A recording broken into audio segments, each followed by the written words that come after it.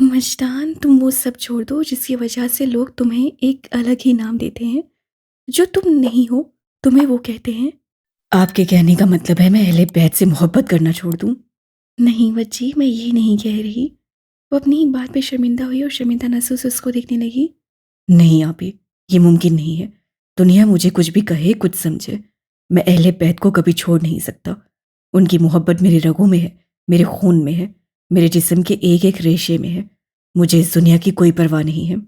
میرا غرور ہے، میرا پیر مولا علی کرم اللہ وجیہ الکریم ہے، اور فخر یہ ہے کہ میں فقیر حسین ہوں، اور آپ کہتی ہیں میں چھوڑ دوں ان کا در؟ وہ بہن کے پاس آیا، وہیں بیٹھا جہاں اس کی ماں اور بہن پہلے سے بیٹھے تھے۔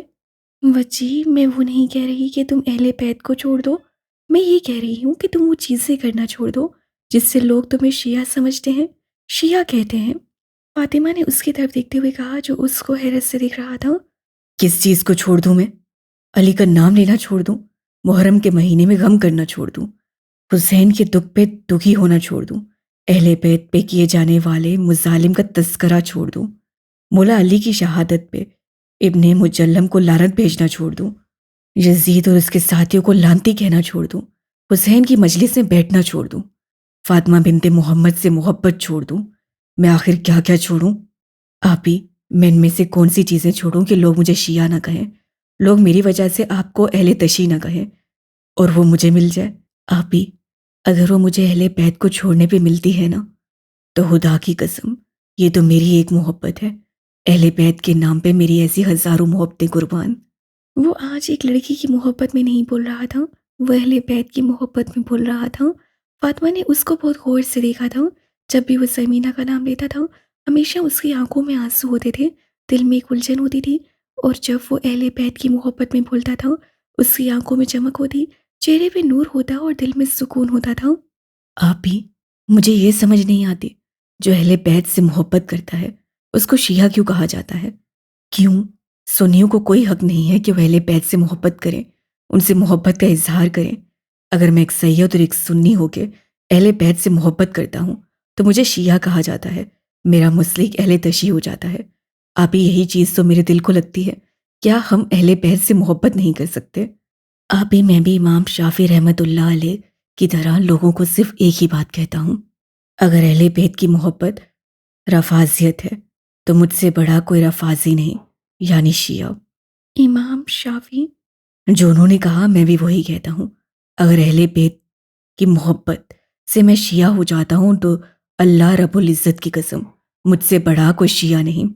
وہ جب بھی اہل بیت کی محبت پہ بولتا تھا وہ نہیں دیکھتا تھا سامنے کون بیٹھا ہے، وہ ایک محبت سے عقیدت سے بولتا چلا جاتا تھا۔ آپی، اہل بیت سے محبت کرنا عقیدہ اہل سنت ہے، وہ شخص اہل سنت نہیں جس کا دل محبت اور مدعوت اہل بیت سے خالی ہے، اس کے اندر خارجیت سے ڈیرا ڈال رکھا ہے۔ اہل سنت کی شناخت حب و تکریم صحابہ و اہل بیت رضی اللہ تعالیٰ عنہم ہے، یہ دونوں شاخیں مل کر حب رسول اللہ علیہ وآلہ وسلم بنتی ہیں۔ محبت رسول اللہ علیہ وآلہ وسلم، محبت اہل بیت کے بغیر کوئی معنی نہیں رکھتی۔ وہ شخص جھوٹا ہے جو حضور صلی اللہ علیہ وآلہ وسلم کی محبت کا دعویٰ تو کرتا ہے مگر اس کا دل محبت اہل بیت سے خالی ہے۔ یہ میں نہیں کہہ رہا بلکہ 1400 سال کی تاریخ اسلام میں ہمارے کل ائمہ کا طریقہ مسلک و مشرب اہل بیت اطہار کی محبت میں یہی رہا ہے۔ اہل سنت کے 4 ائمہ فقہ، امام اعظم ابو حنیفہ، سیدنا امام مالک، حضرت امام شافعی، حضرت امام احمد بن حنبل رحمۃ اللہ کا مسلک بھی یہی ہے۔ وہ شخص جو محبت اور مودت اہل بیت میں کم ہے، کمزور ہے یا ناقص ہے، وہ نہ حنفی ہے، نہ ملکی، نہ شافعی اور نہ حنبلی۔ آپی، ہم کب محبت کرتے ہیں اہل بیت سے؟ ہم نے کیا ہی کیا ہے ان کے لیے؟ ہم لوگ تو بس باتیں کرتے ہیں، فقط باتیں۔ باتوں سے تو محبت ظاہر نہیں ہوتی نا، ہمارا دل، دماغ، ہماری روح ان کی محبت میں سرشاری نہیں ہوئی تو کہاں کی محبت، کیسی محبت؟ وہ بہن اور ماں کو دیکھتا ہوا بول رہا تھا۔ وہ دونوں ماں بیٹی آج ایک اہل بیت کے عاشق کو دیکھ رہی تھیں۔ وہ عاشق جو ایک لڑکی سے عشق کرتا ہے تو پوری پوری رات اس کی محبت میں روتا ہے، سسکتا ہے، دیوانہ بن جاتا ہے۔ تو جب وہی عاشق اس لڑکی کے عشق کو اہل بیت کی حق بھی نہیں سمجھتا، تو اس کی اہل بیت کے لیے محبت کی کیا انتہا ہوگی؟ آپ ہی ہم لوگوں نے اپنے اپنے فرقے بنا رکھے ہیں۔ ہر فرقہ جب تک اہل بیت سے محبت نہیں کرے گا، ان کی محبت میں مس ملنگ نہیں ہوگا، تو وہ کبھی مسلمان ہو ہی نہیں سکتا۔ میں اس کو ایک مومن مان ہی نہیں سکتا۔ آپ ہی ہم لوگوں نے اپنے اپنے فرقے بنا رکھے ہیں۔ ہر فرقہ جب تک اہل بیت سے محبت نہیں کرے گا، ان کی محبت میں مس ملنگ نہیں ہوگا، تو وہ کبھی مسلمان ہو ہی نہیں سکتا۔ میں اس کو ایک مومن مان ہی نہیں سکتا۔ آپ ہی میں آپ کو سنی فرقہ کی زبانی اہل بیت کی محبت بتاتا ہوں۔ آج کل کے لوگ مجھ جیسے جاہل لوگوں کو پتہ ہی کیا ہے کہ محبت کا کوئی حسین ابن علی کا نام لے گا تو اس کو شیعہ کہا جائے گا۔ میں کہتا ہوں وہ اپنی تاریخ کیوں نہیں پڑھتے؟ وہ تاریخ جو ان کے بڑوں نے لکھی ہے، جن کو وہ مانتے ہیں، جن کو مان کے وہ اپنا فقہ بناتے ہیں۔ اہل بیت سے محبت تو اہل سنت ہے۔ میں آپ کو اہل سنت کے ہی کچھ اماموں کا بتاتا ہوں، انہوں نے کس قدر اہل بیت سے محبت کی ہے۔ حضرت عبداللہ بن مبارک روایت کرتے ہیں کہ امام ابو حنیفہ رحمۃ اللہ علیہ جب مدینہ گئے تو سیدنا امام محمد الباقر رضی اللہ تعالیٰ عنہ کی خدمت میں حاضر ہو کر اپنی عقیدت کا اظہار کرتے ہوئے عرض کیا، آپ کی حرمت اور تعظیم و تکریم میرے اوپر اس طرح واجب ہے جس طرح صحابہ اکرام پر تاجدار کائنات صلی اللہ علیہ وآلہ وسلم کی تعظیم و تکریم واجب تھی۔ یعنی جو تعظیم و تکریم صحابہ اکرام آقا صلی اللہ علیہ وآلہ وسلم کی کیا کرتے تھے، میں اسی طرح وہ تعظیم آپ کی کرتا ہوں، چونکہ آپ کی حرمت و تعظیم اور محبت اور مودت میں مجھے حرمت و تعظیم اور مودت اور محبت مصطفیٰ صلی اللہ علیہ وآلہ وسلم نظر آتی ہے۔ عرضیں سیدنا امام اعظم رحمۃ اللہ علیہ کو درجہ ذیل ائمہ اہل بیت اختیار کے سامنے نوازے تلمن طے کرنے کا اعزاز حاصل ہوا۔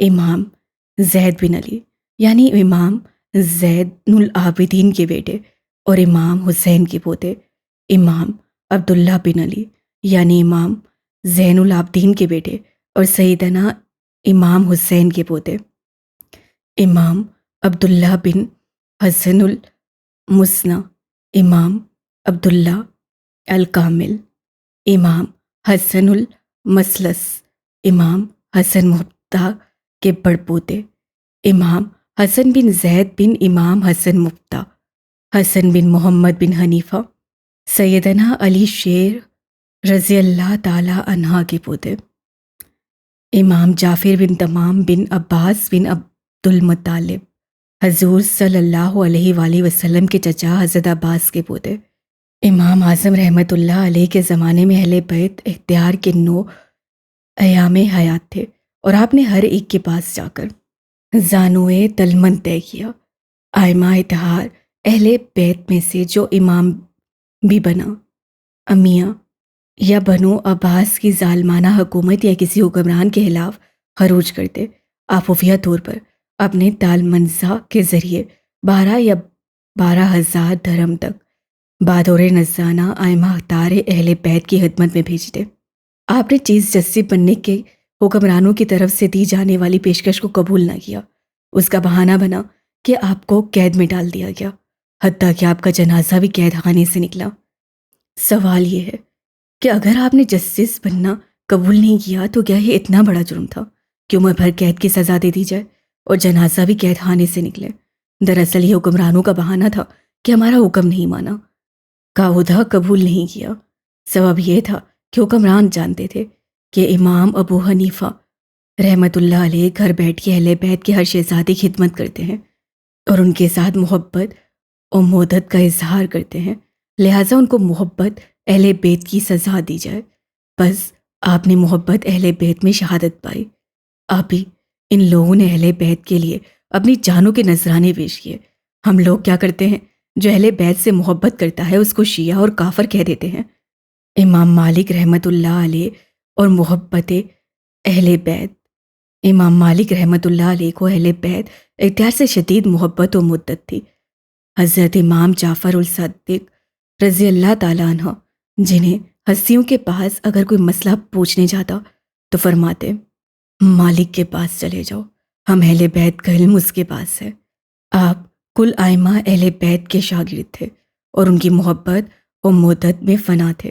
ایک طلاق کے مسئلے کو بہانہ بنا کر بنو عباس کے حکمرانوں نے ان کو محبت اور مدت اہل بیت کی سزا دی، یہاں تک کہ ان کے سر اور داڑھی کو مونڈ دیا اور سواری پہ بٹھا کر مدینے کی گلیوں میں گھمایا اور حکم دیا کہ سب کو بتاؤ کہ میں امام مالک ہوں۔ آپ کہتے جاتے، جو مجھے پہچانتا ہے پہچان لے میں کون ہوں، اور جو مجھے اس حال میں دیکھ کر نہیں پہچان رہا وہ جان لے کہ میں مالک بن انس ہوں۔ اس کے بعد آپ 25 سال تک گھر میں گوشہ نشین ہو گئے اور باہر نہیں نکلے۔ یہ دور بنو امیہ اور بنو عباس کے حکمرانوں کا تھا کہ جہاں آئمہ اہل بیت اختیار کا نام نہیں لیا جا سکتا تھا، بنو عباس اہل بیت کے نام پر حکومت پر قبضہ کر لیا اور پھر چن چن کے ایک ایک اہل بیت کے امام اور اہل بیت کے محب کو شہید کیا۔ بنو عباس کا تعلق چونکہ حضور اکرم صلی اللہ علیہ وآلہ وسلم کے چچا حضرت عباس بن عبد المطلب کے ساتھ تھا، لہٰذا اس تعلق کی وجہ سے یامہ اکرام ان سے محبت بھی کرتے۔ ان کے ایمان اور محبت و مدت کا عالم یہ تھا کہ بنو عباس ان پہ ظلم و ستم کے پہاڑ توڑتے، مگر یہ حضور صلی اللہ علیہ وآلہ وسلم کے خاندان کے ساتھ ان کو حاصل نسبت کے وجہ سے معاف کر دیتے۔ امام مالک رحمۃ اللہ علیہ کو عباسی خلیفہ جعفر بن سلیمان عباسی کے حکم پر جب کوڑے مارے جاتے تو آپ بے ہوش ہو جاتے۔ جب ہوش آتا تو کہتے، لوگوں گواہ ہو جاؤ، باری تعالیٰ میں نے کوڑے مارنے اور مروانے والے کو معاف کیا۔ جو ہی ہوش آتا پہلا جملہ یہی بولتے کہ میں نے معاف کر دیا، پھر کوڑے لگتے، پھر کوڑے کھا کھا کے بے ہوش ہو جاتے، مگر ہوش میں آتے ہی انہیں معاف کر دیتے۔ ذرا سوچئے ان آئمہ کرام کے ہاتھ مدت، محبت، نسبت اور حرمت اہل بیت کا کیا عالم تھا۔ ان سے کسی نے پوچھا کہ اتنا بڑا ظلم آپ کی ذات کے ساتھ ہوا، مگر آپ جو ہی ہوش میں آتے ہیں تو کہتے ہیں کہ معاف کر دیا، ایسا کیوں کرتے ہیں؟ انہوں نے کہا، مجھے لگ رہا تھا کہ شاید کوڑے کھاتے کھاتے میں مر جاؤں گا، ساتھ ہی ساتھ معاف اس لیے کرتا ہوں کہ بے شک مجھ پہ ظلم ہو رہا ہے، مگر یہ لوگ حضور صلی اللہ علیہ وآلہ وسلم کے چچا کے خاندان سے ہیں۔ میں نہیں چاہتا کہ قیامت کے دن میری وجہ سے میرے آقا صلی اللہ علیہ وآلہ وسلم کے چچا کے خاندان کا کوئی فرد دوزخ میں جائے، بے شک اس سے ظلم ہی کیوں نہ کیا ہو، مگر میں اس کا سبب نہ بنوں، اس لیے ہوش میں آتے ہی ساتھ ساتھ معاف کرتا ہوں۔ اس قدر ظلم و ستم کے باوجود حضور صلی اللہ علیہ وآلہ وسلم کے خانوادے کے ساتھ حیا کا تعلق برقرار رکھا۔ یہ عقیدہ اہل سنت والجماعت ہے۔ امام شافعی رحمۃ اللہ علیہ اور محبت اہل بیت۔ امام شافعی پر اہل بیت کی محبت اور مدت کی وجہ سے ملاؤں نے شیعہ اور رفاضی ہونے کے فتوے اور تہمت لگا دی۔ ابھی 4 آئمہ فقہ کی فطرت میں محبت اور مدت اہل بیت تھی۔ ان کے علم اور ایمان کا خمیر محبت اور مدت اہل بیت سے اٹھا تھا۔ امام شافعی نے اپنے دیوان میں ایک ربائی لکھی، اے اہل بیت، رسول تمہاری محبت اللہ تعالیٰ نے قرآن میں فرض کر دی ہے اور اس کا حکم قرآن میں نازل ہوا ہے۔ اے اہل بیت، تمہاری عظمت اور تمہاری شان اور تمہاری مکانت کی بلندی کے لیے اتنی دلیل کافی ہے کہ جو تم پر درود نہ پڑھے اس کی نماز نہیں ہوتی۔ دوسرے مقام پر فرمایا، اگر آل محمد سے محبت کرنے کا نام رفاضی یا شیعہ ہو جانا ہے تو سارا جہان جان لے کہ میں شیعہ ہوں۔ امام احمد بن حنبل رحمۃ اللہ علیہ اور محبت اہل بیت۔ امام احمد بن حنبل سے پوچھا گیا کہ آپ یزید کے بارے میں کیا حکم کرتے ہیں؟ انہوں نے جو فتویٰ دیا آفاق عالم میں آج تک اس کی آواز گونجتی ہے۔ فرمایا، میرے نزدیک یزید کافر ہے۔ آپ کے صاحبزادے عبداللہ بن احمد بن حنبل نے اس کو روایت کیا اور کثیر کتب میں آج تک بلا اختلاف امام احمد بن حنبل کی تکفیر کا فتویٰ یزید پر آج تک قائم ہے۔ آپ کی مدت اور محبت بھی اہل بیت کے ساتھ لاجواب تھی۔ ان ساری باتوں کو کرنے کا یہ مقصد ہے کہ اگر آپ اہل سنت کہلاتے ہیں تو محبت اور مدت اہل بیت سے گھبراتے کیوں ہیں؟ اس لیے کہ باعث حاجی الذہن لوگ بعض فتنہ پرور شر پسند آپ کو شیعہ کہہ دیں گے۔ کسی کے شیعہ کہہ دینے سے کیا آپ شیعہ ہو جائیں گے؟ کوئی کسی کو کہہ دے کہ تم ہندو ہو گئے تو کیا صرف اتنا کہہ دینے سے وہ ہندو ہو جائے گا؟ کئی ہندو شاعروں نے نعتیں لکھی ہیں، کوئی کہہ دے کہ وہ مسلمان ہو گئے تو کیا اتنا کہنے سے وہ مسلمان ہو گئے؟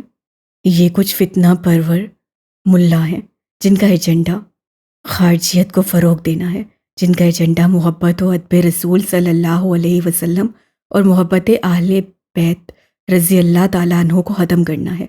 اگر وہ اہل بیت کے ذکر اور ذکر حسین کا تانا دیتے ہیں اور پروپیگنڈا کرتے ہیں کہ تم شیعہ ہو گئے، تو ان کے پروپیگنڈے پہ لعنت ہوگی، قیامت کے دن مخزہ ہوگا۔ کسی کے پروپیگنڈے سے ڈرنے کی ضرورت نہیں۔ کیا مصطفیٰ صلی اللہ علیہ وآلہ وسلم کے ساتھ محبت کی نسبت اور اہل بیت کے ساتھ تعلق کی پختگی میں ہمارا ایمان اتنا کمزور ہو گیا ہے کہ کسی کے پروپیگنڈے کے ڈر سے چپ کر کے بیٹھ جائیں اور مصطفیٰ صلی اللہ علیہ وآلہ وسلم کی اولاد کے ذکر کو چھوڑ دیں؟ جب امام مالک نے کوڑے کھا کر ان کی محبت کی راہ نہیں چھوڑی، امام اعظم کا جنازہ جیل سے اٹھا مگر مدت نہیں چھوڑی، امام شافعی پر شیعہ ہونے کی تہمت لگی مگر مدت نہیں چھوڑی، امام احمد بن حنبل نے کوڑے کھائے، فتویٰ دیا، محبت نہیں چھوڑی، تو پھر ہم کیوں اہل سنت والجماعت کا اپنا طریقہ چھوڑتے ہیں؟ کل اولیاء، ابدال، قطب، غوث اور ولی محبت و مدت اہل بیت میں ڈوبا ہوا تھا۔ کوئی ولی مرتبہ ولدیت کو نہیں پہنچتا جب تک اس کی ولیت کو سیدہ کائنات فاطمہ الزہرا رضی اللہ تعالیٰ عنہ کی توثیق نہیں ملتی۔ کوئی ولی شان ولیت کو نہیں پاتا جب تک مولا علی شیر خدا کی مہر نہیں لگتی، کیونکہ وہ فاتح الولیت اور امام ولیت ہے۔ سلسلہ قادریہ بھی آگے چل کر امام علی رضا کے ساتھ ملتا ہے۔ امام معروف قرہی امام علی رضا کے ہاتھ پر توبہ کر کے ان کے مرید اور خلیفہ ہوئے ہیں۔ یہ طریقہ ولیت ائمہ اتحار اہل بیت کے ذریعے امام علی رضا، امام موسیٰ کاظم سے ہوتا ہوا امام جعفر صادق تک جاتا ہے۔ الغرض ولیت حضرت فاطمہ الزہرا رضی اللہ تعالیٰ عنہ کے گھر کی خیرات ہے۔ اگر آپ تانوں سے ڈرتے ہیں تو پھر آپ اہل سنت والجماعت نہیں ہیں۔ محبت و مودت اہل بیت کو اپنے اندر زندہ کریں۔ یہ صرف اہل تشیع کا شعور نہیں ہے بلکہ یہ اہل سنت کا بھی ایمان ہے، کل امت کا ایمان ہے۔ کوئی بھی مکتب فکر ہو، خواہ شیعہ ہو یا سنی ہو، جس کی نسبت تاجدار کائنات صلی اللہ علیہ وآلہ وسلم کے ساتھ ہے، جو صاحب ایمان ہے، وہ آقا صلی اللہ علیہ وآلہ وسلم کی اہلیت کے ساتھ محبت کیے بغیر مسلمان رہ ہی نہیں سکتا۔ اور آپ کہتی ہیں میں چھوڑ دوں یہ سب؟ اس سے اپنی بات مکمل کرتے ہی بہن کی طرف ایک دکھ سے، ایک تکلیف سے دیکھا جو ندامت سے آنسو آ رہی تھی۔ ایک اور بات آپ ہی جو کہتے ہیں ماتم حرام ہے، ماتم نہیں کرنا چاہیے۔ میں بھی کہتا ہوں ماتم نہیں کرنا چاہیے۔ وہ شہید ہیں، وہ زندہ ہیں۔ ماتم تو مرے ہوں کا ہوتا ہے، زندہ لوگوں کا کب ماتم ہوتا ہے؟ لیکن آپ ہی اگر امام حسین کے غم پہ، ان کی تکلیف پہ، ان کے دکھ پہ، ان کی اولاد کی اتنی بے رحمی پہ مارے جانے پہ میں روتا ہوں، اس ظلم پہ روتا ہوں۔ ان کو کسی کافر نے نہیں شہید کیا بلکہ خود کو مسلمان کہنے والے نے شہید کیا ہے، اور دنیا مجھے شیعہ کہتی ہے تو ہاں میں شیعہ ہوں۔ آپ ہی آپ کو میں ایک واقعہ سناتا ہوں۔ ایک بار حضور صلی اللہ علیہ وآلہ وسلم کے کمرے میں تشریف فرما تھے۔ آپ نے ام المومنین حضرت سلمہ رضی اللہ تعالیٰ عنہا کو فرمایا، دروازے پہ کھڑی ہو جاؤ، آج مجھ سے ایک ایسا فرشتہ ملنے کو آ رہا ہے جو پہلے کبھی نہیں آیا۔ آپ فوراً گئیں اور دروازے پہ کھڑی ہو گئیں۔ اتنے میں امام حسین علیہ السلام کھیلتے کھیلتے اندر آئے اور اس کمرے میں چلے گئے جہاں حضور اقدس تشریف فرما تھیں۔ تھوڑی دیر بعد حضور کے رونے کی آواز آئی، زور سے رونے کی آواز آئی۔ حضرت ام سلمہ حضور پر نور کے رونے کی آواز پہ بھاگتی بھاگتی اندر گئیں۔ آپ نے دیکھا حضور نے امام حسین کو اپنے سینے سے لگایا ہوا ہے، اس زاروں قطار رو رہے ہیں۔ آپ گھبرا گئی، فوراً عرض کیا، میری ماں باپ آپ پہ قربان، آپ کیوں رو رہے ہیں؟ آپ نے فرمایا، یہ جو فرشتہ آیا تھا اس نے مجھے بتایا میرے اس بچے کو میری امت قتل کرے گی۔ فرشتے نے مجھے وہ زمین دکھائی ہے جہاں اس کا خون گرے گا، مجھے وہ مٹی دکھائی ہے۔ جب حضور پر نور روتے ہیں تو بتاؤ ہماری جان اتنی سخت کیسے ہو سکتی ہے کہ ہم اس دن پہ اپنا دل پتھر کا کر لیں؟ آپ ہی ایک اور واقعہ بتاتا ہوں میں آپ کو۔ امام زین العابدین پوری پوری رات رویا کرتے تھے۔ ایک دن ان کی خادم نے پوچھا، حضور آپ ساری ساری رات کیوں روتے ہیں، سوتے ہی نہیں؟ اس کی اس بات پہ آپ پھر رونے لگے۔ آپ نے عرض کی، یعقوب علیہ السلام کا یوسف گم ہوا تھا، وہ مل بھی گیا تھا۔ یعقوب علیہ السلام ایک بیٹے کی جدائی میں 40 سال روتے رہے، اتنا کہ آنکھوں کی بینائی چلی گئی۔ میں نے ان آنکھوں سے سارے گھر کو ذبح ہوتے دیکھا تھا، تو کیسے نیند آ جائے مجھے، کیسے سو جاؤں میں؟ ڈاکٹر صاحب میری بیٹی ٹھیک تو ہو جائے گی نا؟ ابراہیم صاحب نے ڈاکٹر کو غور سے رپورٹس دیکھتے ہوئے پریشانی سے پوچھا۔ دیکھیں ابراہیم صاحب، ہمیں بالکل سمجھ نہیں آ رہی آپ کی بیٹی کو کیا بیماری ہے، وہ کوما میں ایسے اچانک کیسے چلی گئی؟ یہ تو بہت کم کیسز میں ہوتا ہے کہ پیشنٹ ایسے کوما میں جائے۔ مجھے بہت حیرت ہوئی ہے، میری زندگی میں آج تک کوئی کیس ایسا نہیں آیا کہ پیشنٹ بیٹھے بیٹھائے کوما میں جائے۔ دوسرا، مجھے یہ بھی اندیشہ ہے کہ آپ کی بیٹی کو گردوں کا مسئلہ ہے، اس کی ایک کڈنی بالکل بھی کام نہیں کر رہی ہے، اور مجھے یہ لگتا ہے ہمیں آپریشن کر کے اس کڈنی کو نکالنا ہے، اور ہم کوما کی حالت میں آپریشن بھی نہیں کر سکتے، اور اگر ہم نے یہ کڈنی جلد از جلد نہ نکالی تو ہو سکتا ہے وہ ساتھ والی کڈنی کو بھی ڈیمیج کرے۔ اگر دونوں گردے نہ ہوں تو آپ کو پھر پتہ ہے کہ ایک مریض کا بچنا کتنا مشکل ہے۔ فی الحال ہم بس اس کے ہوش میں آنے کا انتظار کر رہے ہیں۔ ڈاکٹر ان کو ہر بات تفصیل سے بتا رہا تھا اور وہ ڈوبتے دل کے ساتھ سن رہے تھے۔ ڈاکٹر صاحب اب ہم کیا کر سکتے ہیں؟ انہوں نے کانپتے ہاتھوں کے ساتھ اپنا پسینہ صاف کرتے ہوئے پوچھا۔ فی الحال ہم کچھ بھی نہیں کر سکتے سوائے دعا کے۔ دعا کریں کہ وہ ہوش میں آ جائے۔ آپ لوگ ان کے پاس بیٹھ کر باتیں کر، بے شک وہ بے ہوش ہیں مگر آپ کی باتیں وہ سن سکتی ہیں۔ اب ایسا ہے کہ کوئی معجزہ ہی ہو، وہ ہوش میں آ جائے، ورنہ ان کا بچنا بہت مشکل ہے۔ فضا کیا ہوا ہے آپ کو، کیوں رو رہی ہیں آپ؟ نتاشا نے اس کو روتا دیکھتے ہوئے پوچھا۔ جی میں، وہ ایک دم چونکی اور سامنے دیکھا۔ اس کے سامنے اسی کلاس کی ایک لڑکی کھڑی تھی۔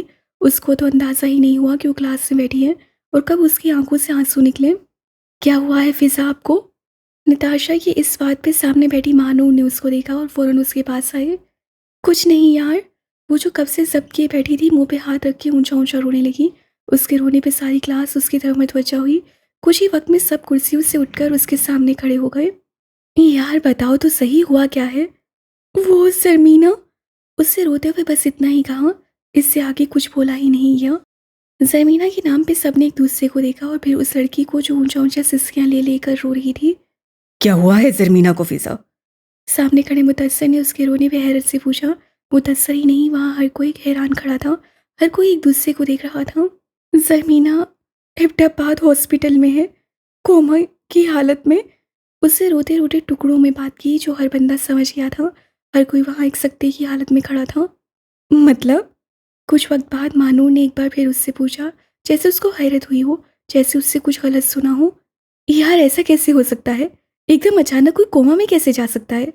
سب اس کی طرف دیکھ کے حیرت سے پوچھ رہے تھے، بات کر رہے تھے۔ ہاں میں ٹھیک کہہ رہی ہوں، میری آج صبح ہی کچھ وقت پہلے اس کے بھائی سے بات ہوئی ہے، انہوں نے بتایا ہے مجھے۔ اس کے ساتھ ساتھ آج ہر کوئی پریشان ہوا تھا، جیسے سب کے دل کو چوٹ لگی ہو۔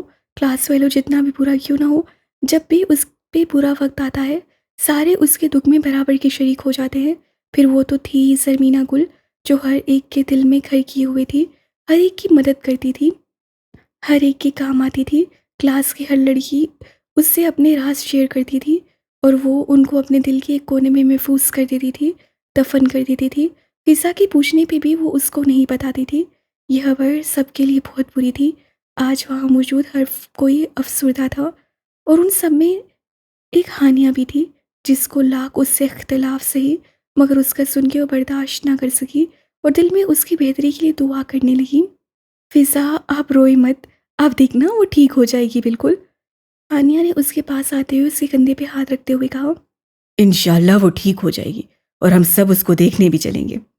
مدثر نے اس کے سامنے کھڑے ہوتے ہوئے کہا اور ہانیہ نے پورا منہ بنا کے اس کو دیکھا۔ اس کو شدید چڑ تھی اس کا اپنی بات میں بولنا۔ آپی، میں یہ نہیں کہتا کہ ہمارے مذہب میں ماتم جائز ہے، ایسا بالکل بھی نہیں ہے، اور وہ بھی شہیدوں کا۔ میں بس یہ کہتا ہوں کہ اگر کوئی امام حسین کے غم میں آنسو بہا دے تو وہ کافر بھی نہیں ہوتا۔ بے شک ماتم کرنا اسلام میں جائز ہے، لیکن ماتم سے مراد اونچا اونچا رونا، یہ نہیں کہ ہم پتھر بن جائیں۔ اس دنیا میں امام حسین سے زیادہ ظلم کسی پہ نہیں ڈھائے گئے۔ بے شک وجی، ماتم کرنا جائز نہیں ہے۔ تمہاری اس بات سے مجھے ایک واقعہ یاد آیا ہے۔ حضرت جعفر طیار حضور اکرم صلی اللہ علیہ وآلہ وسلم کے سگے چچا زاد بھائی میدان جنگ میں شہید ہوئے۔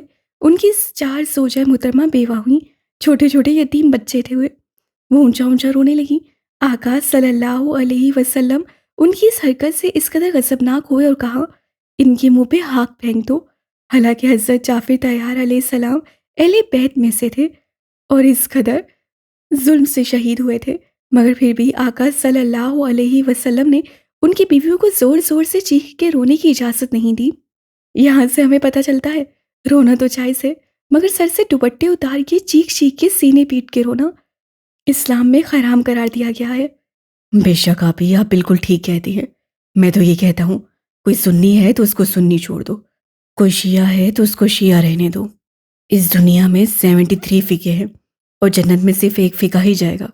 اب ہمیں کیا پتا ہے وہ کون سا ایک فقہ ہے جو جنت میں جائے گا؟ ویسے بھی ان فقہوں نے تو زمین پہ ہی ختم ہو جانا ہے، کسی کا فقہ ختم کرنا ہماری ذمہ داری نہیں ہے۔ یہ جس کا کام ہے ہمیں انہی پہ چھوڑنا چاہیے نا۔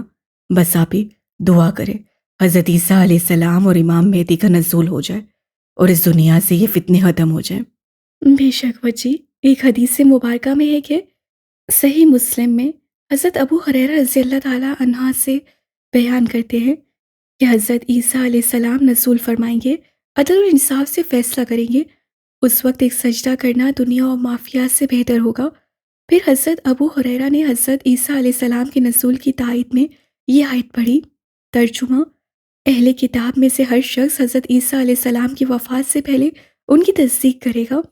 اور ایک جگہ حضرت جابر بن عبداللہ بیان کرتے ہیں کہ حضور پاک صلی اللہ علیہ وآلہ وسلم نے فرمایا، میری امت کا ایک گروہ ہمیشہ حق کے لیے لڑتا رہے گا اور قیامت تک حق پہ قائم رہے گا اور ثابت رہے گا، یہاں تک کہ حضرت عیسیٰ علیہ السلام تشریف لے آئیں۔ مسلمانوں کا امیر حضرت عیسیٰ علیہ السلام سے کہے گا کہ آئیے نماز پڑھائیے۔ حضرت عیسیٰ علیہ السلام فرمائیں گے، نہیں، تم میں سے بعض کی امامت کروں گا۔ حضور پاک نے فرمایا، حضرت عیسیٰ علیہ السلام کا یہ قول اس امت کی فضیلت ظاہر کرنے کے لیے ہوگا۔ بے شک آپی، بالکل ایسا ہی ہے۔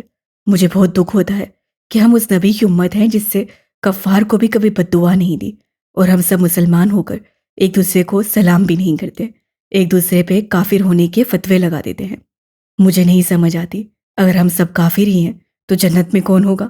جب ہر انسان اپنے اعمال کا خود ذمہ دار ہے تو ہم ہوتے کون ہیں اس کے اعمال میں بولنے والے؟ کہ آقا کو یہ سب دیکھ کے خوشی ہوتی ہوگی؟ ہم سمجھتے ہیں اہل بیت سے محبت کرنا شیعہ کا کام ہے۔ ہم اپنی انا کو ایک طرف کیوں نہیں رکھ لیتے؟ کیا حضور کی اولاد ہماری کچھ نہیں لگتی؟ کیا ان سے بغض رکھ کے ہم اپنے ایمان کی تکمیل کر سکتے ہیں؟ فضا، آپ نے زرمینہ کی جلد صحتیابی کے لیے جو قرآن خوانی رکھوائی تھی وہ کس وقت ہے؟ مانور، میں تو سوچ رہی تھی کسی فری لیسن میں پڑھیں گے، مگر سارے ٹیچرز اس میں شامل ہونا چاہتے ہیں جو ہمیں پڑھا رہے ہیں۔ یہ تو بہت اچھا ہو گیا ہے، ٹیچرز کی دعاؤں سے وہ جلد صحتیاب ہو جائے گی۔ انشاءاللہ بالکل ایسا ہی ہے۔ اسے نظر جھکائے ہوئے اپنا رخ دوسری طرف موڑا جہاں سے اس کو ہانیہ کی آواز آئی تھی۔ فضا، اگر زرمینہ ٹھیک نہ ہوئی تو ہم اس کو دیکھنے ہاسپٹل چلے جائیں گے، یونی کی وین ہی ہائر کر لیں گے۔ ہانیہ، آپ ٹھیک کہہ رہی ہیں، مگر ابھی یہ بھی تو نہیں پتا کہ زرمینہ کون سے ہسپتال میں ہے، اور ابھی وہ ایبٹ آباد میں ہی ہے یا پھر پنڈی میں۔ اس سے چہرے پہ سنجیدہ سے تاثرات لیے بولا۔ زرمینہ کی بیماری کی خبر کے بعد وہ ایک دفعہ بھی نہیں مسکرائی تھی، کسی نے اس کو حد سے نہیں دیکھا تھا۔ وہ ہر وقت تسبیح ہاتھ میں لیے کچھ نہ کچھ پڑھتی رہتی تھی۔ آج اس سے اپنی کلاس سے قرآن خوانی رکھا ہوئی تھی۔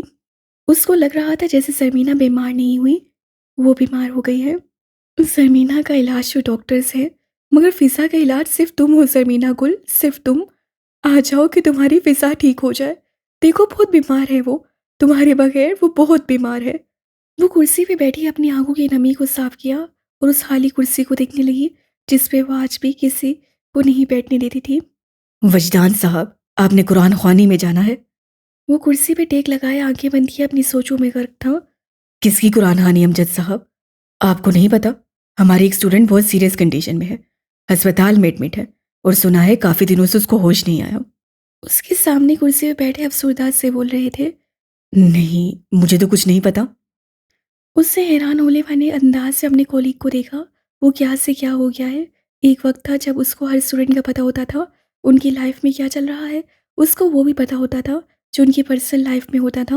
اسٹوڈنٹ اس کو اپنی لائف کی ایک ایک بات بتاتے تھے، اس سے مشورے لیتے تھے، مگر اب تو اس کو اپنا بھی نہیں پتا وہ کون ہے اور کہاں ہے۔ کس وقت ہے قرآن خوانی امجد صاحب؟ اس کا دل کچھ عجیب سا بے چین ہونے لگا، جیسے اڑ کے وہاں پہنچنا چاہتا ہو جدھر قرآن خوانی ہو رہی ہے۔ مسجد میں سب موجود ہیں، چلے ہم بھی چلتے ہیں، وقت تو ہو ہی گیا ہے۔ انہوں نے اپنی گھڑی کو دیکھتے ہوئے کہا اور اٹھنے لگے۔ جی جی چلیں پھر چلتے ہیں۔ اس سے اپنا موبائل لیا اور کمپیوٹر کی طرف رخ کیا۔ کمپیوٹر پہ کالی اسکرین آتے ہی وہ جلدی جلدی اٹھا اور باہر نکلنے لگا۔ یا اللہ، یہ میرے دل کو کیا ہو رہا ہے؟ راستے میں اس سے اپنے دل پہ ہاتھ رکھتے ہوئے ہلکا سا آسمان کو دیکھا۔ وجدان صاحب، میرا تو دل بہت خفا ہوتا ہے جب اتنے اچھے اسٹوڈنٹ ایسے بیمار ہو جائیں۔ چلتے چلتے امجد صاحب نے اس کی طرف دیکھا اور افسوس سے کہا، مسجد ڈپارٹمنٹ سے تھوڑا سا دور تھی تو ان دونوں کو جانے میں وقت لگ رہا تھا۔ بالکل ماجد صاحب، ہر اسٹوڈنٹ اپنے استاد کے بہت قریب ہوتا ہے، اس کے ساتھ ایک دل اور روح کا رشتہ جڑ جاتا ہے۔ ٹھیک کہتے ہیں آپ وجدان، اور پھر ایسے تابعدار شاگرد ہوں تو دل پھر کچھ زیادہ ہی خفا ہوتا ہے۔ بیچاری بہت بیمار ہے، مانسیرا والوں نے ایبٹ آباد ریفر کیا ہے، مگر وہاں بھی اس کو ہوش نہیں آیا۔ انہوں نے مسجد کے سامنے کھڑے ہوتے ہوئے افسوس سے کہا، آپ نے بتایا نہیں کون ہے وہ لڑکی جو بیمار ہے؟ مسجد کی پہلی سیڑھی پہ قدم رکھتے ہوئے اس سے ان کی طرف دیکھتے ہوئے پوچھا۔ فورتھ سیمسٹر کی ہے وہ، جو ہر وقت برقعے میں ہوتی ہے اور اوپر چادر بھی کرتی ہے۔ وہ جو تھوڑا سا اوپر چڑھ رہا تھا وہیں رکا۔ اس کے دل میں ایک عجیب سی چبھن لگی، اس چبھن نے اس کا سارا وجود اندر سے نچوڑ دیا۔ اس کے چہرے کا رنگ ایک دم سرد ہوا، جیسے کسی کو بھی سخت یرکان ہوا ہو۔ وہ پیچھے مڑا، اس کو لگا جیسے اس کی ٹانگوں نے اس کا ساتھ چھوڑ دیا ہے، وہ کچھ ہی لمحوں میں زمین پر جا گرے گا۔ نام کیا ہے اس لڑکی کا؟ اس سے کانپتے ہونٹوں سے ہکلاتے ہوئے اس کا نام پوچھا۔ وجدان، ٹھیک تو ہے نا آپ؟ یہ آپ کی رنگت کو کیا ہو گیا ہے اچانک؟ انہوں نے اس کی رنگت کو بہت غور سے دیکھا، اس کے کانپتے ہونٹ صاف صاف دکھائی دے رہے تھے، اس کی آنکھوں کا بدلتا رنگ بالکل عیاں تھا۔ کیا نام ہے اس کا؟ اس سے بے جان سے جسم کے ساتھ آنکھیں بند کی اور ایک بار پھر پوچھا۔ زرمینہ سواتی۔ انہوں نے اس کی آنکھوں میں دیکھتے ہوئے حیرت سے اس کا نام لیا، اس کا نام اس کی سماعتوں سے ٹکرایا۔ وہ ہوش کی دنیا سے بے ہوشی کی وادیوں میں جانے لگا۔ وہ کھڑے کھڑے اس سیڑھی سے پھسلا جہاں وہ کھڑا تھا۔ اس کو لگا جیسے اس کی کائنات آج ختم ہو گئی ہے، بس اس کی اتنی ہی سانسیں خدا نے لکھی تھیں، اس کو بس اتنا ہی جینا تھا۔ ایک عاشق کے لیے اس کی معشوق کی موت کی خبر دراصل اس کی اپنی موت کا پروانہ ہوتا ہے جو اس کو تحفے میں ملتا ہے۔ زرمینہ گل، پتہ ہے تمہارے بابا جان وجدان کے لیے تمہارے رشتے پہ مان گئے ہیں۔ وہ اس کے سامنے بیٹھی، اس کے بالکل پاس، اس کے بالوں میں انگلیاں پھیرتے ہوئے اس کو بتا رہی تھیں، اس کے سامنے مسکرا رہی تھیں، جو بالکل بے جان سی لیٹی تھی۔ زرمینہ گل، تمہارے بابا جان نے مجھے خود کہا ہے ہم زرمینہ کی شادی اس کی پسند سے کریں گے، جدھر اس کی مرضی ہوگی وہیں پہ کریں گے۔ وہ خوشی خوشی اس کو بتاتی جا رہی تھی جیسے کوئی کسی بچے کو بہلا رہا ہو، اس کو لالچ دے رہا ہو۔ وہ بھی ایسا ہی کر رہی تھی، اپنی بیٹی کو لالچ دے رہی تھی، اس کی آنکھیں کھلوانے کی لالچ۔ زری، پتہ ہے میں نے بابا جان کو کہا وہ تو سواتی نہیں ہے، وہ تو سید ہے۔ پھر پتہ ہے زری انہوں نے کیا کہا؟ کہنے لگے تو کیا ہو گیا، وہ سید ہے، وہ میری بیٹی کی پسند ہے، مجھے اس کی پسند سے آگے کوئی نہیں ہے، نہ خاندان، نہ ذات پات، نہ حسنس، نہ ہی میرا سواتی ہون۔ پتہ ہے زری، اتنا خوش ہوئی میں، شکر ہے نا، دیکھو ہمارے خاندان میں کسی کی تو سوچ بدلی ہے نا۔ تمہیں یاد ہے زری، تمہاری پھپھو کی بیٹی نے تبھی زہر کھائی تھی نا کہ وہ قوم سے بھائی شادی کرنا چاہتی تھی، اور ہمارا خاندان مان نہیں رہا تھا۔ میں تمہیں صوفیہ نہیں بننے دوں گی زرمینہ، میری بیٹی محبت کے نام پہ نہیں مرے گی۔ تم ٹھیک ہو جاؤ زری، تم ٹھیک ہو جاؤ تاکہ تم اپنے خاندان کی تاریخ بدلو، برسوں پرانی روایات بدلو، تم وہ کرو جو آج تک ہونا ممکن تھا۔ دیکھو زری، تمہارے بابا جان تمہارا ساتھ دیں گے، بس اس کے لیے تمہیں ایک کام کرنا ہے، تمہیں اٹھنا ہے، اپنی آنکھیں کھولنی ہے بچے۔ اب کی بار ان کی مسکراہٹ بالکل ختم ہوئی، آنکھوں سے آنسو چھلک چھلک کر گرنے لگے۔ وہ کبھی اس کے بالوں میں ہاتھ پھیرتی، پھر اس کے سر کا دوپٹہ ٹھیک کرتی، پھر تھوڑا آگے ہوتی، اس کے ماتھے پہ پیار دیتی، اس کا ہاتھ اٹھاتی، اس ہاتھ کو اپنے لبوں کے ساتھ لگاتی، پھر اس کو اپنے رخسار کے ساتھ لگاتی، روتے روتے ہنس دیتی، اپنی بیٹی کو جھوٹی آسیں اور امیدیں دیتی۔ وجدان، ٹھیک تو ہیں آپ؟ وجدان، ہوش کرو یار، کیا ہو گیا ہے؟ ماجد صاحب اپنے بازو پہ اس بے جان مگر زندہ جسم کو سہارا دیے کھڑے تھے۔ کیا ہوا ہے سر وجدان کو؟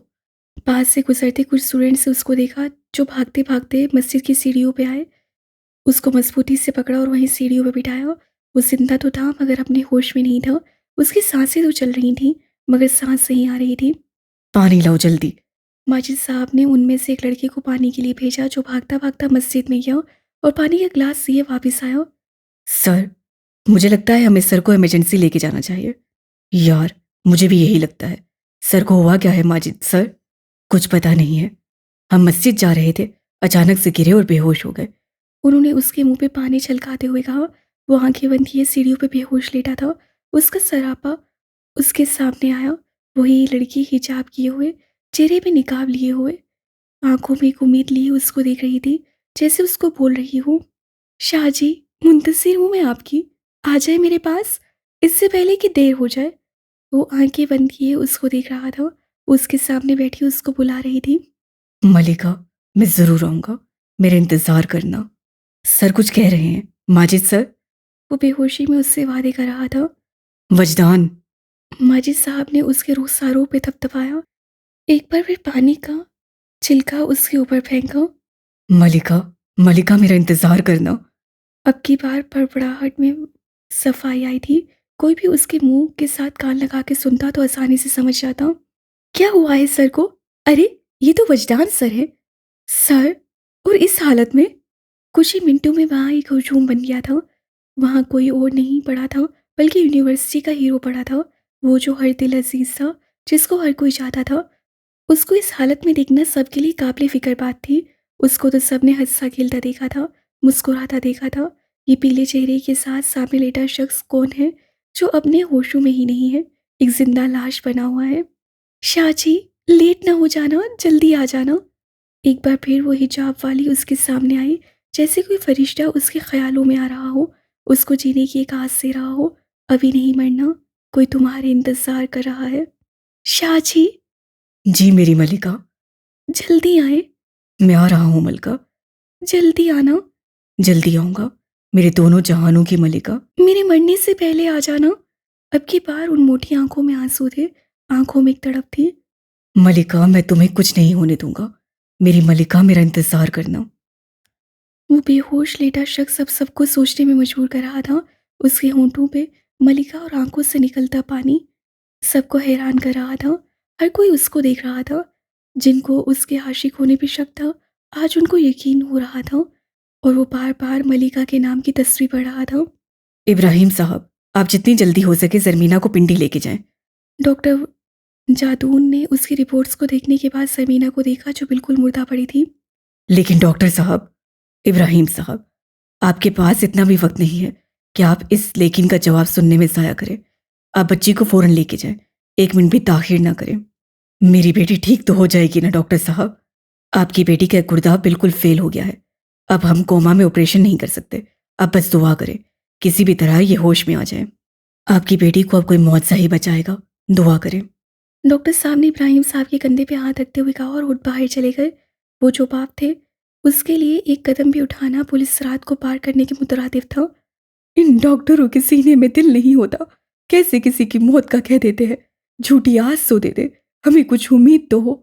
भाई खड़ी माँ ने सारी बातें सुन ली थी। वो बच्चों की तरह सिसकियां ले लेकर रोने लगी। अम्मा नहीं रोए आप, हमारी जरी बिल्कुल ठीक हो जाएगी। पिंडी से वापसी पे हंसी हंसी आएगी।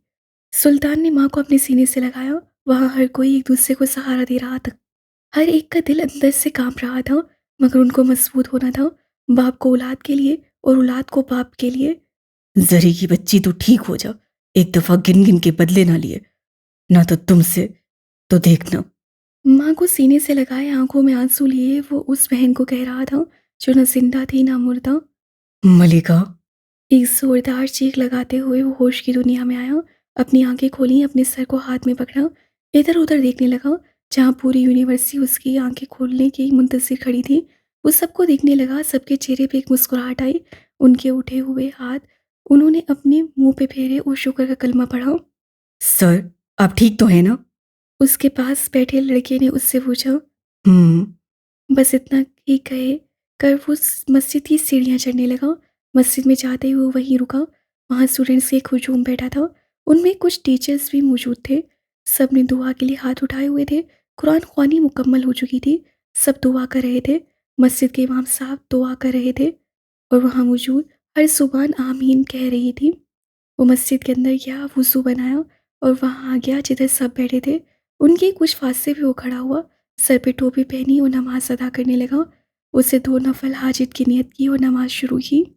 نماز کے دوران ایک ایک لفظ پہ اس کی آنکھیں بھیگنے لگیں۔ سب نے اپنی دعا مکمل کی، آنکھیں کھولیں تو سامنے کھڑے اس شخص کو دیکھا جو روتے روتے نماز پڑھ رہا تھا۔ آج سے پہلے کسی نے ایسی نماز کی ادائیگی نہیں دیکھی تھی۔ ہر کوئی وہاں سے اٹھنے کی بجائے اس کو دیکھنے لگا۔ اس سے اپنی 2 رکعت نفل ادا کیے، سلام پھیرا، ہاتھ اٹھائے۔ یا اللہ، میں جا رہا ہوں اپنی ملکہ کے پاس، مجھے اس کو دیکھنے سے پہلے موت نہیں دینا، مرنے سے پہلے تو جلاد بھی آخری خواہش پوچھتا ہے، تو میرا رب ہے، میری آخری خواہش پوری کرنا، میری سانس اس کی گود میں نکالنا، اس سے پہلے مجھے موت نہ دینا۔ وہ دنیا سے بے خبر اپنے اللہ سے مانگ رہا تھا، رو رہا تھا، تڑپ رہا تھا۔ وہاں میں موجود سب نے اس کی دعا پہ با آواز سے بلند آمین کہا۔ وہ حقیقت کی دنیا میں آیا۔ اس سے ایک بار پھر وہاں موجود سب ہاتھ سے ان کو دیکھا جو نم آنکھوں سے اس کو دیکھ رہے تھے۔ اس کے لبوں پہ اظہار تشکر کی ایک مسکراہٹ آئی، وہ اٹھا اور باہر گیا۔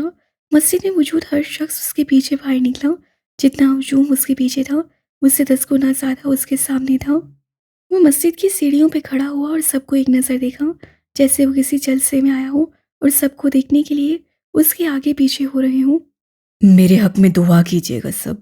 وہاں پہ موجود سب کے ہیرو نے ان سے ایک جملے کا خطاب کیا۔ اس کی اس بات پہ سب نے ایک ساتھ ہاتھ اٹھائے۔ 2 منٹ کی خاموشی ہوئی، ایسی خاموشی جیسے کسی سنسان ریگستان میں ہو۔ سب کے ہاتھ نیچے ہوئے اور پھر وہ ایک ہیرو کی طرح سب کے درمیان سے گزرنے لگا۔ وہاں بس ایک کمی تھی، کسی کے ہاتھ میں پھول نہیں تھے، ورنہ ہر کوئی اس پہ پھولوں کی برسات کرتا۔ وہ اپنی محبوبہ کے لیے جا رہا تھا، ایک محاذ پہ جا رہا تھا جس میں 2 ہی صورتیں ہونی تھیں، ایک جیت اور دوسری ہار۔ کوئی اپنے ہیرو کو ہارتا ہوا نہیں دیکھنا چاہتا تھا، ہر کوئی اس کی جیت کے لیے دعا کر رہا تھا۔ جو لڑکیاں اس پہ جان دیتی تھیں اس کے سپنے دیکھتی تھیں، اس کے ساتھ کسی اور لڑکی کو کھڑا ہوتا ہوا بھی برداشت نہیں کرتی تھیں۔ آج وہ بھی اس کی محبت کی کامیابی کے لیے دعا کر رہی تھیں، آنکھوں میں آنسو لیے ہاتھ اٹھائے وہ بھی اللہ سے اس کی منزل سے رسائی مانگ رہی تھیں۔ یا اللہ، وجدان کو خالی ہاتھ نہ لوٹانا، یا اللہ وجدان کو وہ عطا کرنا جس کی خاطر وہ آج نکلا ہے۔ اللہ جی، آپ سر کو ان کی محبت دے دیں گے نا تو میں سمجھوں کہ مجھے میری محبت مل گئی۔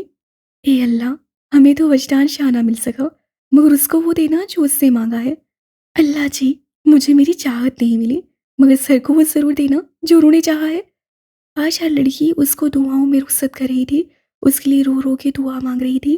وہ یونیورسٹی کے گیٹ تک پہنچا، پیچھے مڑا، اپنے پیچھے لوگوں کا ایک ہجوم دیکھا جو اس کو دروازے تک رخصت کرنے آئے تھے۔ اس سے سب کی طرف ہاتھ ہلایا جیسے کہ اس کا آخری سلام ہو، پھر اس سے کبھی ان سب سے نہ ملنا ہو۔ اس کے ہاتھ ہلاتے ہی سب نے ہاتھ اوپر کیا، ایک نے شرارت سے ایک زوردار آواز میں وجدان سر کہا، باقی سب نے زندہ باد کا نعرہ لگایا۔ وہ ایک عاشق کو رخصت کر رہے تھے، اس عاشق کو جو ان میں محبت کی ایک الگ ہی پہچان چھوڑ کے جا رہا تھا، محبت کی خوبصورت مثال بن رہا تھا، لوگوں کو محبت کرنے کا طریقہ بتا رہا تھا۔ وہ موٹر سائیکل پہ بیٹھا، ایک کک لگائی اور کچھ ہی لمحوں میں وہاں سے روپوش ہو گیا، مگر جو اس کو رخصت کرنے آئے تھے وہ ایک مجسمے کی طرح وہیں کھڑے اس کو جاتا دیکھتے رہے۔ پلیز سسٹر، آپ ایک بار پھر دیکھ لیں۔ اس سے ریسیپشن پہ کھڑی نرس کو کہا اور بے چینی سے ادھر ادھر دیکھنے لگا جیسے کچھ ڈھونڈ رہا ہو، کسی کی اس کو شدت سے تلاش ہو۔ نہیں سر، اس نام کی کوئی پیشنٹ نہیں ہے ہمارے پاس۔ نرس ایک بار پھر کمپیوٹر پہ اپنی انگلیاں چلائیں، وہ جو بے چینی سے اس کو دیکھ رہا تھا ایک بار پھر اس کو نفی میں جواب ملا۔ مگر سسٹر، مجھے اسی ہاسپٹل کا بتایا گیا ہے، وہ یہیں پہ ایڈمٹ ہے۔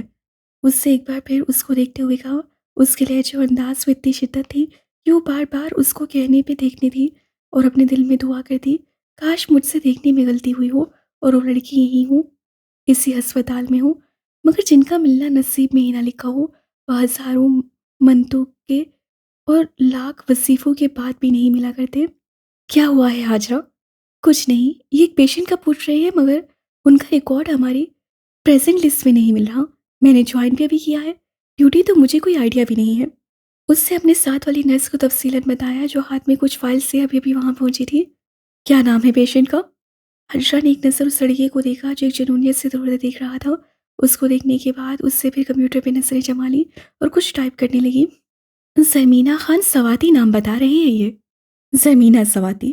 اس لڑکی کی طرف دیکھتے ہوئے حیرت سے پوچھا۔ جی جی جی، آپ جانتی ہیں ان کو، وہ یہی ہے نا؟ اسے نرس کے چہرے کے تاثرات دیکھتے ہوئے جلدی جلدی سے پوچھا۔ اس کو ایک امید ملی، وہ ایک بار پھر اس کو اپنی نظروں سے تلاش کرنے لگا، جیسے وہ ادھر ادھر دیکھے گا اور اس کو اپنے سامنے کھڑی ملے گی۔ ایبٹاباد کی کمپلیکس کے گیسٹ ہال کا ایک ایک کونا اس نے دیکھا تھا، ہر کھولتے دروازے پہ وہ پلٹ کے پیچھے دیکھتا، پھر دل گرفتار سا ہو کے اس نرس کو دیکھنے لگ جاتا جو پچھلے آدھے گھنٹے سے اس کو برداشت کر رہی تھی۔ سوری سر، آپ لیٹ ہو گئے ہیں، وہ آدھا گھنٹہ پہلے ہی یہاں سے نکل گئے ہیں۔ نرس نے اس کی طرف دیکھتے ہوئے ماسد خواہ سے انداز سے کہا۔ نکل گئے ہیں؟ سفید ہوتے ہونٹوں کے ساتھ وہ ایک قدم پیچھے ہوا، نسیں جھکاتے ہوئے پھر سے ایک بار بولا۔ سامنے کھڑی نرسوں نے ایک دوسرے کی طرف دیکھا، جیسے وہ آنکھوں ہی آنکھوں میں ایک دوسرے کو بتا رہی ہوں جو ان کے دل میں چل رہا ہے۔ جی سر، وہ راولپنڈی کے لیے نکلے ہیں۔ نرس نے دھیمے لہجے میں اس کی طرف دیکھتے ہوئے کہا، ویسے بھی عاشقوں سے جتنا ہو سکے نرم بولا جائے، وہ اپنے اندر درد لیے پھرتے ہیں۔ وہ بہت بیمار ہے؟ اس سے وہیں کھڑے نسیں جھکائے ہوئے پوچھا، جیسے وہ اس کے ٹھیک ہونے کی خبر سننا چاہتا ہو، پنڈی تک جانے کا اپنا سفر آسان کرنا چاہتا ہو۔ سر، اتنا تو مجھے نہیں پتا، ڈاکٹر جادون کے ساتھ میری ڈیوٹی تھی، تو تبھی مجھے علم ہے کہ وہ پنڈی کے لیے نکل چکے ہیں۔ وہ ایک لڑکی تھی، سامنے کھڑے عاشق کو پہچان سکتی تھی، اس کو دیکھ کے کوئی بھی اندازہ لگا سکتا تھا وہ کون ہے، کیوں اس لڑکی کو پوچھ رہا ہے۔ اس کے چہرے کا رنگ، اس کے ہونٹوں کی سفیدی، آنکھوں کی ویرانی، بات کا انداز، ہر ایک کو اس کی پہچان کروا رہا تھا۔ اس لڑکی کو اندازہ تھا وہ جو سچ کہے گی سامنے کھڑا لڑکا اس کا سچ برداشت نہیں کر سکے گا، وہ یہیں مر جائے گا۔ کون سے ہسپتال؟ اسے جھکی نظروں سے کانپتے ہونٹوں کے ساتھ بس اتنا ہی پوچھا۔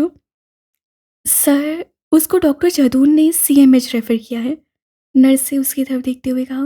اس سامنے کھڑے اس لڑکے کو بہت غور سے دیکھنے لگی، وہ اس کی آنکھوں کو دیکھنا چاہتی تھی کہ وہ نظریں اٹھائے اور اس کی آنکھیں دیکھ لے، اس کی آنکھوں میں اس کی محبوبہ کا عکس دیکھے۔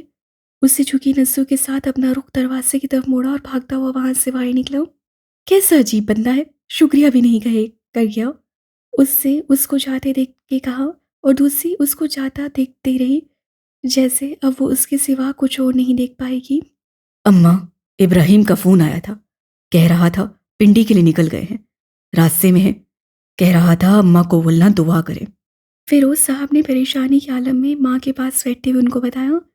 میں تو ہر وقت دعا کرتی ہوں اپنی زرمینہ گل کے لیے، دن رات اپنی بچی کے لیے دعا مانگتی ہوں، میں اپنے رب کے سامنے فریاد کرتی ہوں، نہ جانے وہ کب سن لے ہماری۔ اماں نے روتے روتے اپنی آنکھوں سے چشمہ اتارا اور کانپتے ہاتھوں کے ساتھ آنسو صاف کرنے لگی۔ زرمینہ گل نے اپنے سے جڑے سارے رشتوں کو صحیح کر دیا تھا، بیمار کر دیا تھا، فضا سے لے کر اماں تک ہر کوئی ایک بیماری میں مبتلا ہوا تھا۔ اماں، اگر زرمینہ کو ہوش نہ آیا تو خدا نہ خواستہ اگر۔ فیروز صاحب کی بیگم نے بھاگ اور ان کو دیکھتے ہوئے بات کی اور پھر خود ہی چپ ہو گئی۔ بہو، اگر تمہارے منہ سے کچھ اچھا نہیں نکل سکتا تو برا بھی نہ نکالو۔ اماں، یہ تو ہے ہی کوئی بے وقوف عورت، عمر ہو گئی ہے اس کی، مگر اس کو نہیں پتا کب کہاں کون سی بات کرنی ہے۔ فیروز صاحب نے اس کو دیکھتے ہوئے کہا جو اپنی ہی بات پہ شرمندہ ہوئی بیٹھی تھی۔ نہیں نہیں اماں، میرا وہ مطلب ہرگز نہیں تھا۔ بہو، تمہارا جو بھی مطلب تھا اپنے پاس رکھو، اگر چند دن مجھے یہاں گزارنے دیتی ہو تو اپنا منہ بند ہی رکھنا، پھر میری بچی کے لیے آئندہ اپنے منہ سے ایسے الفاظ نہیں نکالنا، نہیں تو تم مجھے جانتی نہیں ہو ابھی اچھے سے۔ اماں نے خشک آنکھوں سے اس کو اس انداز سے کہا کہ اس کی روح بھی کانپ اٹھی۔ آج پہلی بار انہوں نے اماں کا ایسا روپ اور انداز دیکھا تھا، آج سے پہلے انہوں نے اس قدر سخت الفاظ کبھی استعمال نہیں کیے تھے۔ اماں، مجھے معاف کر دے۔ وہ جلدی جلدی اٹھی اور ماں کے پیر پکڑے جو انہوں نے فوراً پیچھے کیے۔ جاؤ یہاں سے تم۔ فیروز صاحب نے ان کی طرف دیکھتے ہوئے غصے سے کہا۔ میں نے ایسا بھی تو کچھ غلط نہیں کہا جو آپ۔ انہوں نے اپنے شوہر کی طرف دیکھتے ہوئے ماتھے پہ پڑ ڈالے اور بولے۔ میں نے کہا جاؤ یہاں سے۔ فیروز صاحب نے اب کی بار اس انداز سے کہا کہ وہ اٹھی اور جلدی جلدی وہاں سے باہر گئی۔ وہ دونوں ماں بیٹا جانتے تھے انہوں نے کوئی غلط بات نہیں کی، مگر ان دونوں کے لیے اس کی موت کا منظر ہی ایسا تھا کہ وہ سن کر برداشت نہیں کر سکتے تھے۔ مر جاؤ تم سری، ابھی سے ہی مر جاؤں میں، ابھی تو میری منگنی بھی نہیں ہوئی، ہونی بھی نہیں ہے آپ کی منگنی۔ کیوں نہیں ہوگی میری منگنی؟ میرے لیے تو شہزادہ آئے گا، شہزادہ۔ ہاں ہاں بالکل آئے گا شہزادہ، آ ہی نہ جائے کوئی شہزادہ۔ دیکھنا تم۔ ہاں دیکھ لوں گی، बस मंगनी करो और फिर मर जाओ तुम कहीं। मैं कोई नहीं मरती अभी, मुझे पता है मेरी मौत पे तुम सबसे ज़्यादा रोओगी और मैं मर के भी तुम्हें रोता हुआ नहीं देख सकती। मैं आपकी इन मोटी-मोटी आँखों में मोटे-मोटे आँसू कैसे देखूँगी? अब ज़्यादा ओवर एक्टिंग करने की कोई ज़रूरत नहीं है। ये ओवर एक्टिंग है जिससे आपकी आँखें नम हो गई हैं। दफ़ा हो जाओ तुम ज़री, मर जाओ। अल्लाह जी, देख लें ऐसे भी दोस्त होते हैं इस जहान में, जो बात-बात पे कहते हैं मर जाओ और फिर खुद ही रोते भी हैं। वो अपने कमरे में अंधेरा किए ना जाने कब से लेटी थी, ना जाने कब से उसको सोच रही थी। उसके कहे हुए एक-एक लफ्ज़ पे तकिए पे मुँह रख के सिसकियाँ ले रही थी। ज़री, तुम कभी नहीं मरना। अल्लाह जी, मेरी ज़री को कुछ नहीं मारना। बूढ़ी दोनों हाथों को उठाया, रोते-रोते ऊँचा-ऊँचा बोलने लगी, जैसे उसकी आवाज़ उस तक जा रही हो, वो उसको सुन रही हो। ज़री, ठीक हो जाओ ना अब। उसने अपने दोनों हाथ अपने मुँह पे रखे, अब की बार रोने में शिद्दत आई, सिसकियाँ ज़्यादा हुईं, वो गहरे-गहरे साँस लेने लगी। अल्लाह जी, हम दोनों को कभी अलग नहीं करना। हमें हमारी लैला मजनू की जोड़ी को कभी नहीं तोड़ना। ज़री, तुम इतना तो सोच लेती, फ़िज़ा भी है जो तुम्हारे बगैर नहीं रह सकती, जो तुम्हारे बगैर मर जाएगी। अल्लाह जी, मुझसे कुछ भी ले ले, मुझसे हर चीज़ ले ले, मगर मेरी ज़रमीना कुल को मुझसे नहीं लेना। अल्लाह जी, मेरी ज़रमीना कुल को मेरे हिस्से की सांसें दे दे, वो ठीक हो जाए, मेरी ज़री बिल्कुल ठीक हो जाए। वो एक बार फिर बेड पे लेटी, अपने मुँह पे हाथ रखा, अपना चेहरा बेड की तरफ किया, एक हाथ से बेड की चादर मज़बूती से पकड़ी, अपने दिल के दर्द को ज़ब्त करने की नाकाम कोशिश की। वो जो सिसकियाँ थीं, कुछ ही वक़्त में चीखों में बदलीं, ज़ब्त टूटा। इतने दिनों का गुबार चीखों की सूरत में निकला। वो सरी के नाम पे चीखें लगाने लगी। फ़िज़ा! फ़िज़ा! क्या हुआ है तुम्हें? ये क्या कर रही हो तुम?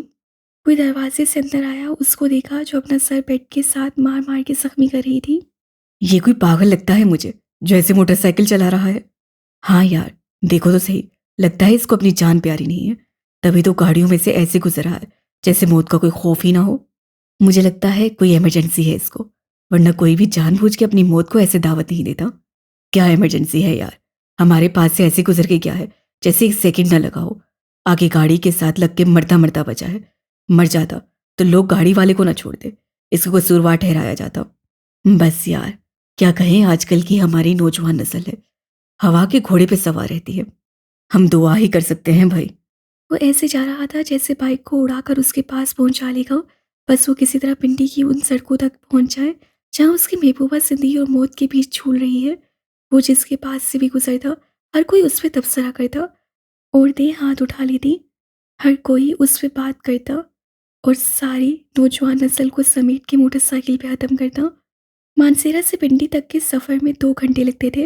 वो ये 2 घंटे 2 मिनटों में तय करना चाहता था। मोहब्बत में मरने वालों को कहाँ जीने की तलब होती है। डॉक्टर साहब, जरमीना के चेहरे का रंग बदल रहा है। ये देखिए, उसकी रंगत में फर्क आ रहा है। सुल्तान ने बहन की तरफ देखते हुए डॉक्टर से कहा, जो उनके पास खड़ा डॉक्टर जदून के किए हुए टेस्ट को देख रहा था। उसकी इस बात पे सब उसके पास आए, उसको देखने लगे। हाँ, हाँ, ज़रमीना गुल के चेहरे का रंग बदल रहा है। अम्मा ने उसको देखते हुए खुशी से ऊंचा-ऊंचा कहा, देखिए ना, ज़रमीना होश में आ रही है, मेरी बेटी ठीक हो रही है। जरमीना गुल। इब्राहिम साहब उसके करीब आए, उसके हाथ पे अपना हाथ रखा। आम हालात में वो ऐसा कभी ना करते। जब से ज़रमीना बीमार हुई थी, वो एक बाप बन गए थे, सिर्फ एक बाप। और उसके अलावा उनको कुछ भी याद नहीं था। वो अपनी बेटी के पास बैठ के रोते थे, उसका हाथ चूमते थे, उसके माथे पर प्यार करते थे, उसके सर पे पड़े दुपट्टे को कुछ घंटों देखते रहते, फिर अफसोस करते, उन्होंने अपनी बेटी को पहले ऐसे क्यों नहीं देखा, उसके सर पे पड़े दुपट्टे को क्यों नहीं देखा। कितनी प्यारी लगती है वो चादर में, कितनी मासूम लगती है वो ऐसे चादर किए हुए। आप हटें पीछे। डॉक्टर ने उनको नरमी से कहा और फिर खुद उसको देखने लगे। डॉक्टर साहब, हमारी बेटी होश में आ रही है ना? इब्राहिम साहब ने उसको देखते हुए कहा, जो चेहरे के बदलते तासुर लिए आंखें बंद किए दुनिया से बेखबर सुकून की नींद सो रही थी। आप प्लीज़ कुछ वक्त बाहर इंतज़ार करें, हम इनके टेस्ट कर लें, फिर आपको बताएंगे। डॉक्टर ने आराम से उनको जाने का कहा और खुद वहां खड़ी नर्स की तरफ मुतवज्जा हुआ और उसको कुछ कहने लगा। मलिका, ये तो रावलपिंडी था, सिर्फ रावलपिंडी। अगर तुम चांद पे भी जाती ना, तो तुम्हारा वजदान वहां पे भी पहुंच जाता। वो उन सड़कों को देखने लगा जहां से वो भी गुजरी थी, जहां की हवा में उसने सांस ली थी। वो वहीं रोड के दरमियान में रुका, बाइक पे बैठते हुए उससे गहरी सांस ली, جیسے اس کو کسی عطر کی مہک آئی ہو، اس کے چہرے پہ ایک مسکراہٹ آئی، جیسے وہ اس کو مل گئی ہو۔ اس سے بائک پہ بیٹھتے ہی آنکھیں بند کیں، اس کا مسکراتا چہرہ اس کے سامنے آیا، جیسے وہ بہت خوش ہو آج، جیسے اس کا ہجرت ختم ہوا ہو، جیسے مانسیرا سے پنڈی اس کو اپنی منزل ملی ہو، اس کا شکریہ ادا کر رہی ہو، اظہار محبت اپنی مسکراہٹ سے کر رہی ہو۔ استاد کیا گاتا ہے عطا اللہ، آج تک کوئی ایسا گانے والا میں نے نہیں دیکھا۔ اوئے چپ کر خانہ خرابہ، سارا مزہ خراب کر دیا۔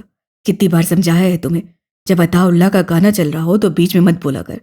جگرتے ہاتھ رکھ کے آسان ڈھول جدا گیتا، وہ ٹرک چلاتے چلاتے عطا اللہ کے گانے خود گاتا، پھر ڈرائیونگ سیٹ پہ بیٹھے ہوتے ہی ان پہ جھومنے لگ جاتا، جو بول اس کے دل کو لگتا اس پہ اسٹیئرنگ سے ہاتھ چھوڑ دیتا، دونوں ہاتھ اوپر کر کے ساتھ ساتھ گاتا۔ جہاں لگے ٹرک اب ڈگمگا رہا ہے، وہاں پھر عطا اللہ کی دنیا سے نکل کر پنڈی کی سڑکوں پہ حاضر ہو جاتا۔ استاد وہ دیکھو، آگے کوئی موٹر سائیکل کھڑا ہے۔ جگرتے ہاتھ رکھ کے اساں ڈھول جدا گیتا، بالو پتیاں وے ماہی سب مارو سنگلا نال، وہ اپنے ہی گانے کی مستی میں جھوم رہا تھا، کبھی اسٹیئرنگ پہ ہاتھ رکھتا کبھی چھوڑ دیتا۔ استاد استاد سامنے دیکھو، وہ موٹر سائیکل پہ کوئی لڑکا ہے۔ استاد وہ مر جائے گا۔ وہ بکھلایا وہ بار بار اس کو بتا رہا تھا، جس کا حقیقت کی دنیا سے ناتا اس گانے کے بعد ٹوٹ جاتا تھا۔ استاد اوئے یہ لڑکا کون ہے؟ اس سے حقیقت کی دنیا میں قدم رکھا اور سامنے کھڑے موٹر سائیکل کو دیکھا، جس پہ وہ لڑکا اس کی طرف منہ کیے بیٹھا تھا۔ شاید وہ بھی حقیقت کی دنیا سے قطع تعلق تھا، تبھی تو سامنے سے آتی موت اس کو دکھائی نہیں دے رہی تھی۔ استاد تم گاڑی روکو۔ کنڈکٹر نے چیختے ہوئے ڈرائیور کو کہا، جو ہوش میں آتے ہی گاڑی کو سنبھالنے کی ناکام کوشش کر رہا تھا۔ ہٹو سامنے سے۔ کنڈکٹر ٹرک کے دروازے پہ کھڑا ہوا، اس کو اونچا اونچا کہنے لگا، جو روڈ پہ اس کے سامنے کھڑا تھا۔ وہ لڑکا مر جائے گا، وہ دیکھو سامنے سے ٹرک آ رہا ہے، وہ مر جائے گا، ہٹو سامنے سے۔ وہاں پہ کچھ لوگ اس کی طرف دوڑے، اس کو بچانے لگے۔ آگے جاتے ہی سب ایک دم وہیں رکے، ایک زوردار دھماکہ ہوا، ٹرک کسی چیز کے ساتھ ٹکراتے ہی سامنے بنی دکان کی دیوار توڑتا ہوا اندر گیا۔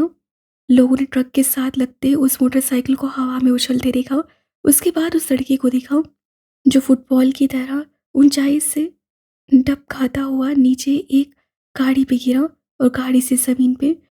سب نے اپنی آنکھیں بند کی، آج سے پہلے کسی سے ایسا منظر نہیں دیکھا تھا۔ وہاں پہ موجود ہر بندہ وہیں ساکت کھڑا تھا۔ لڑکیوں نے آنکھوں پہ ہاتھ رکھے، موٹر سائیکل ڈب کھاتا ہوا ایسے گرا جیسے ایک ایک پرزہ الگ ہوا ہو۔ اس لڑکے کو دیکھتے ہی سب اس کے پاس آئے، اس کا خون میں پڑا ہوا وجود اوپر کرنے لگے، اس کے منہ کے آگے انگلیاں رکھنے لگے، جیسے اس کی چلتی سانس دیکھ رہے ہوں۔ کوئی اس کے دل پہ ہاتھ رکھے اس کی دھڑکنیں دیکھنے لگا، کسی نے اس کی کلائی پکڑی، وہاں پہ مجبور ہر شخص اس پہ کلمہ پڑھنے لگا، اس کی حالت دیکھ کر استغفار کرنے لگا۔ اب خدا جانے وہ مر گیا تھا یا زندگی کی آخری چند سانسیں لے رہا تھا۔